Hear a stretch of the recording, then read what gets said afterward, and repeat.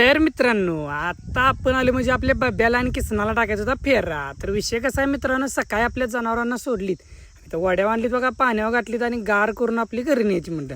नंतर आपल्याला फेरा टाकायचं नियोजन केलं तर दाद्यानंतर आपल्या गणानंतर मग आपल्या बब्याला घेऊन आलो बघा. मग आपल्या बब्याला झुपला आणि फेरा टाकला. नंतर आपण आलो उसाला आपल्या पाणी लावायला. मग असं खोरं घेतलं आणि आपल्या अशा उसाला पाणी लावले. आपली सगळी झाड आहेत बघा आंब्याची. ते नंतर सांच्या पारचं झालेलं पावसाचं वातावरण, म्हणलं आता तर आपल्याला मक्क उन्हात घातलेलं भरायला लागणार. मग सगळं भरलेत आणि असं सगळं झाकून ठेवलं बघा. नंतर घरी आलो तर बघतो तर काय आपली दोन्ही पण वासर दूध प्यायला लागलेली आणि इकडे आपल्या बेबूची पण पिल्ली बघा किती आहेत. तर मित्रांनो आता विषय काय झाला, युट्यूबला काहीतरी इश्यू यायला लागले. ते कॉपीराईटचं असं पडते सॉन्ग लावलं की, त्यामुळे तुम्हाला मी आता गाणं लावलेलं व्हिडिओ टाकलेलं नाही.